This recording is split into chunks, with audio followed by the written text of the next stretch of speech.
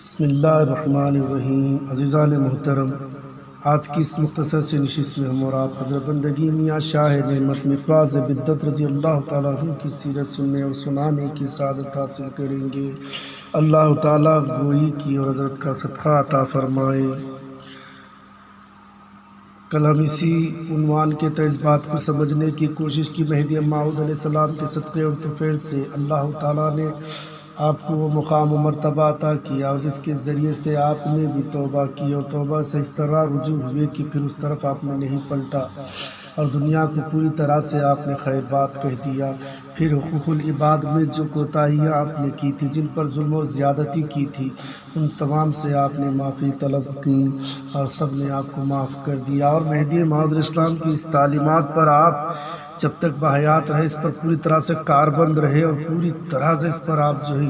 ڈٹے رہے اور اس پر سختی سے آپ عمل پیرا کرتے رہے، کیونکہ اس بات کا علم تھا اللہ والوں کو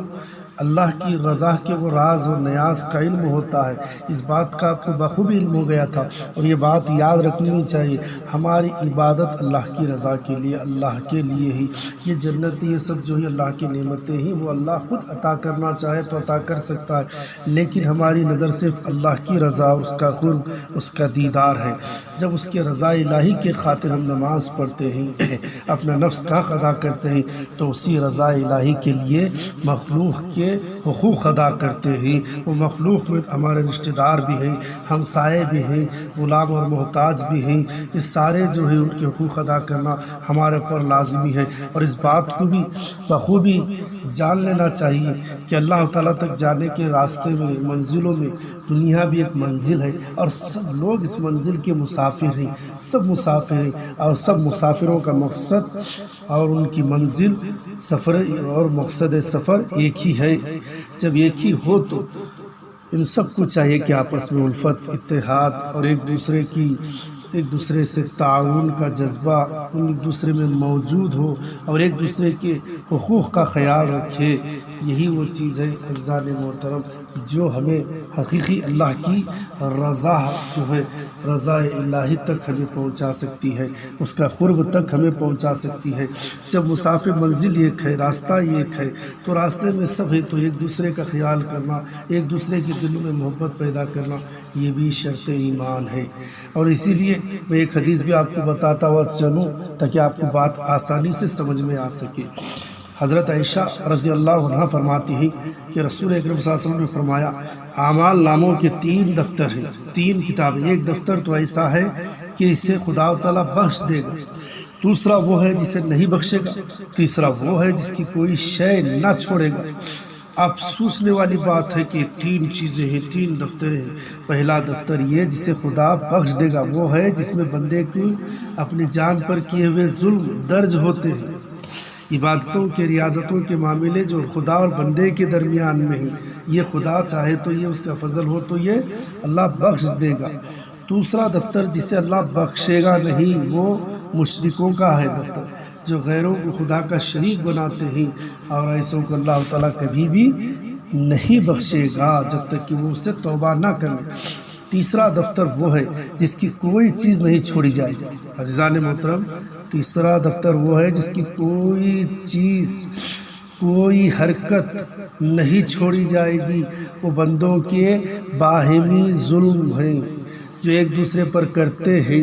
ابو ہریرہ رضی اللہ عنہ فرماتے ہیں، حضرت صلی اللہ علیہ وسلم نے فرمایا، تمہیں معلوم ہے میری امت میں قیامت کے دن کون مفلس ہوگا؟ صحابہ اکرام رضی اللہ اجمعین نے فرمایا، یا رسول اللہ علیہ وسلم، ہم اسے مفلس کہتے ہیں، اور ہمارے پاس تو مفلس کی تعریف وہ ہے جس کے پاس مال یا زر یا گھر کچھ نہ ہو،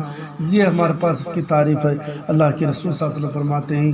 آپ جواب فرماتے ہیں کہ میری امت میں قیامت کے دن وہ شخص مفلس ہوگا جو نماز اور روزوں کے ساتھ حاضر ہوگا، مگر اس کے باوجود اس نے کسی کو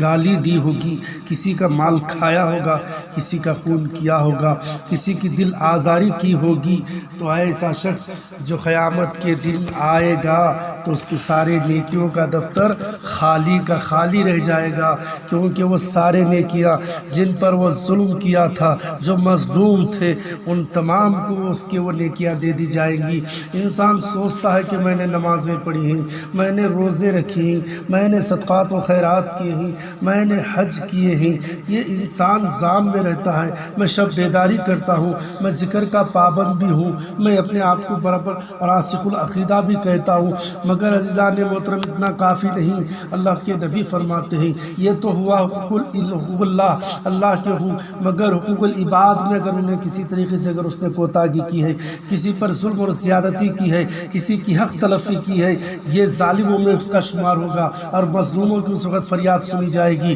اور مظلوموں کی سارے گناہ اس کے ذمہ دے دی جائیں گی۔ اسی لیے اس باتوں کو غور سے سنیں، یہ بزرگان دین کی سیرتوں کو ایک آئیڈیل بناتے ہوئے اگر ہم زندگی گزاریں گے تو دنیا اور آخرت دونوں میں سرخروئی اور کامیابی نصیب ہوگی۔ عزیزان محترم، ایک دوسرے کی ذمہ داریاں نبھانا اور پورے کرنا یہ ہمارے پر لازمی ہے، جس طرح سے ماں کا اولاد پر، اولاد کا ماں باپ پر، جس طرح ایک بیوی کا شوہر پر اور شوہر کا جو ہے بیوی پر، ایک پڑوسی کا دوسرے پڑوسی کا، ایک بھائی کا دوسرے بھائی پر، بڑوں کا چھوٹوں پر اور چھوٹوں کا بڑوں کے، یہ سارے حقوق ہیں جو ادا کرنا ہے۔ اسی طریقے سے ایک مرشد کا مرید پر، ایک مرید کا جو ہے مرشد کا حقوق، یہ بھی حقوق ہوتے ہیں، ایک دوسرے کے حقوق ادا کرنا ہے۔ مرید ارادے اللہ کے ملنے کے ارادے سے جب نکلتا ہے تو مرشد کی ذمہ داریاں ہوتے ہیں، اس کے حقوق میں بھی کوتاہی نہ کرے، وہ جس راستے کے لیے نکلا ہے اس کی وہاں پر رہبری اور رہنمائی کرے اور اس کو اس منزل تک پہنچانے کی کوشش کرے۔ اور مرشد کے مرید کی یہ بھی حقوق ہوتے ہیں، اور یہ زندگی، یہ سیرت، یہ اخلاقیت، یہ جو تعلیمات ہمیں یہ بزرگان دین کی سیرت میں ملتی ہے۔ آج ہم جس ہستی کے ذکر کر رہے ہیں، آئیے حقوق العباد ادا کرنے میں کس طرح پیش تھے حضرت کی سیرت کو اگر ہم اور آپ دیکھیں گے اور اس پر عمل کریں گے، یقیناً ہماری زندگی کامیاب اور کامران ہو جائے گی۔ بڑے ہو کر بھی خود کو انہوں نے بڑے نہیں سمجھا، اور وہ بزرگی کے مقام پر پہنچ کر بھی اپنے آپ کو بزرگی کہنے کے حقدار نہیں سمجھتے تھے۔ تو دیکھیے، ایک میں جو واقعہ آپ کو بتاتا ہوا چلوں، اور آپ کی ہمیشہ سے کوشش رہی، ہمیشہ سے شاہ نعمت رضی اللہ عنہ کو سب کچھ جوڑے رکھنے کی کوشش رہا کرتی تھی۔ جب بھی مہینے کی ابتدا چاند سے ہوتی، جب بھی چاند نظر آتا تو فوراً آپ جو ہیں، آپ کی ایک عادت مبارکہ تھی۔ کیا عادت مبارکہ تھی؟ چاند دیکھنے کے بعد دائرے میں جتنے بھائی ہوتے سب ایک دوسرے سے گلے ملتے تھے، اور گلے ملنے کا حکم دیتے تھے۔ پوچھا گیا اس کی وجہ سبب کیا ہے، تو کہا اس وجہ سے کہ ایک دائرے کے دوسرے بھائی کے جو دل میں اگر کسی طریقے سے بھی کوئی بھی نفرت یا کوئی طرح سے اگر ان کے دل میں کسی طریقے کا ذرا برابر بھی ایک حسد یا بدگمانی پیدا ہو جائے، اس گلے ملنے کی وجہ سے وہ اللہ جو ہے اسے دور کر دے گا، اور یہ اس میں حقوق العباد میں کوتاہی بھی نہیں ہوگی، اور آدمی ایک دوسرے سے جڑے رہیں گے، نفرتیں ختم ہو جائیں گی، محبت اور آپس میں جو ہے باہمی اتفاق باقی رہے گا۔ یہ تھے شاہ نعمت، اور شاہ نعمت رضی اللہ عنہ، وہی شاہ نعمت رضی اللہ عنہ سفر کے لیے نکلے۔ آپ کے ساتھ آپ کے ایک برادر بھی تھے، ایک بھائی بھی تھے۔ تو شاہ نعمت رضی اللہ عنہ گھوڑے پر سوار رہی، تھوڑی دیر چلے پھر اتر گئے، اور آپ نے کہا خادم سے، اپنے بھائی سے، اپنے متخذ سے کہا کہ اب تم گھوڑے پر چڑھ جاؤ۔ انہوں نے کہا کہ بھائی کیسے چڑھ سکتا مرشد، آپ گھوڑے پر ہیں، آپ پیدل چلے؟ تو کہا کہ نہیں، حق تو یہی کہتا ہے، عباد بندوں کا حقوق ادا کرنے کی ذمہ داری مجھ پر جو ہے، میں تھوڑی دیر گھوڑے پر سوار تھا، تم پیدل تھے، اب میں چاہتا ہوں کہ تم سوار ہو جاؤ اور میں پیدل چلوں۔ یہی شاہ نعمت اسلام، یہ ہے ان کی سیرت،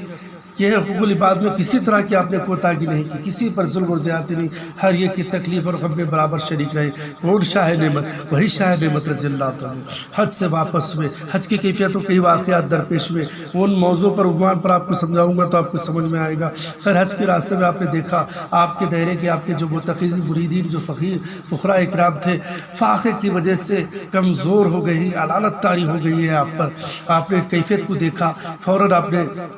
وہاں سے نکلے، دوسرے لوگوں کو بھی پیاس لگتے ہوئے دیکھا۔ اس وقت جو بھی گھڑا یا جو آلہ، جو ذریعہ، جو اسباب تھے پانی لینے کے، اس کو لے کر پانی لاتے گئے، اور جو کچھ قافلے کے مسافر جو پیاسے تھے سب کچھ شاہ نعمت مقراض بدت رضی اللہ عنہ مرشد زمان تھے اس وقت کے آپ، اور جو ہے انہوں سب کو جو پانی سے سیرابی اور سب کی پیاس بجھاتے ہیں۔ اور وہ ساتھیہ جو بھی پانی جو بھی پیتا آپ سے مستفیض پانی سے ہوتا، جو کچھ اللہ دیا بول کر آپ کو دے دیتا، لیکن آپ جو ہی اس رقم کو جو بھی وہ دیے تھے وہ لے کر آ کر اس سے جو ہے جو کچھ ملتا بازار سے لا کر اس کو پکا کر وہ جو مسافر، جو آپ کے متقی، جو آپ کے مریدین، جو آپ کے فقیر، جو کمزور لاغر ہو گئے تھے، اس سے آپ کو جو ہے غذا پہنچاتے ہیں، کھانے کا انتظام کرتے ہیں۔ یہ ہے شاہ نعمت رضی اللہ تعالیٰ۔ کبھی بھی دوسروں کو جو ہے آپ مفلس میں اور ان کو جو ہے کمزوری میں یا تکلیف میں دیکھنا پسند نہیں کرتے تھے، خود دوسروں کو پانی پلایا کرتے تھے۔ وہ شاہ نعمت، کون شاہ نعمت رضی اللہ تعالیٰ، جن کا ایک واقعہ میں آپ کو کہنا ضروری سمجھتا ہوں۔ ایک سپاہی کو شاہ نعمت رضی اللہ عنہ کے دائرے کا چرچا اور ان کے مقام و منزلت کا علم ہوا، تو اس کے دل میں خیال ہوا کہ میں شاہ نعمت رضی اللہ عنہ سے ملوں اور ان کا مرید اور متقد ہو جاؤں۔ گھوڑے پر نکلا، سوار تلوار کو لیتے ہوئے آگے بڑھتا ہوا، کسی سے پتہ پوچھتا دائرے میں پہنچا تو صبح فجر کے وقت آیا تھا، بہت دیر تک بیٹھا۔ چھوٹے چھوٹے گھر، چھوٹے چھوٹے جھوپڑیاں ہیں جس میں ہی، اور ایک جماعت خانہ ہے، سب اندر بیٹھے ہوئے وہ انتظار کر رہے تھے کہ شاید یہی دائرہ ہے شاہ نعمت رضی اللہ عنہ کا یا نہیں۔ یہ منتظر باہر بیٹھا، ایک وقت ایک پہر گزر گیا، اور پہر گزرنے کے بعد دیکھا کہ ایک آدمی کوئی باہر آ رہے ہیں، تو شاہ نعمت رضی اللہ عنہ تھے۔ ٹوپی پھٹی پرانی، خبا پہنے ہوئے ہیں، پیوند لگے ہوئے ہیں کپڑوں پر، مرشد ہیں آپ، کپڑے پیوند لگے ہیں، ہاتھ میں جو ہے گھڑا لیے ہوئے پانی کا نکل رہے تھے۔ وہ ساتھی نے، وہ مسافر نے پوچھا، اے حضرت میں یہاں کے میاں سے ملنے آیا ہوں، مجھے ان میاں سے ملا دیجئے، کیا یہ ہے کہ میاں شاہ نعمت ہی؟ تو کہا الحمدللہ یہاں کے میاں جو بندہ یقیری ہے اور بندے کو ہی شاہ نعمت کہتے ہیں، بتاؤ کیا کام ہے؟ میں کہا میں یہاں ان سے ملنے اور مرید ہونے کے لیے آپ سے آیا ہوں، تو کیا واقعی تمہارا یہی کام ہے، اسی مقصد سے آئے ہو؟ تو کہا میرا یہی مقصد ہے۔ تو کہا تھوڑا ٹھہر جاؤ، میرے جو ہے جو پانی لا کر میرے بیویاں کے جو گھروں کو پہلے پانی پہنچا دوں، پھر میرے دائرے میں وہ بوڑھیاں عورتیں بھی ہیں جو ان میں سکت نہیں پانی لانے کی، جو کمزور ہیں، ان کے گھروں کو پانی پہنچا دوں، اس کے بعد میں آتا ہوں۔ یہی شاہ نعمت رضی اللہ عنہ کے اخلاق، یہی حقوق العباد میں آپ نے کسی طرح کوتاہی نہیں۔ پانی لاتے ہیں اپنے گھر کے بعد، جو مستحق تھے، جو ضرورت مند تھے، جن کے اندر طاقت اور سکت نہیں تھی، ان کے بھی گھروں میں آپ جو ہیں پانی پہنچاتے ہیں، پانی دیتے ہیں، سامان مہیا کرتے ہیں، پھر پگڑی بن کر آ کر آپ ان کو مرید بناتے ہیں۔ یہی شاہ نعمت رضی اللہ عنہ، یہ حقوق العباد، ایک دوسرے پر جو حقوق ہوتے ہیں،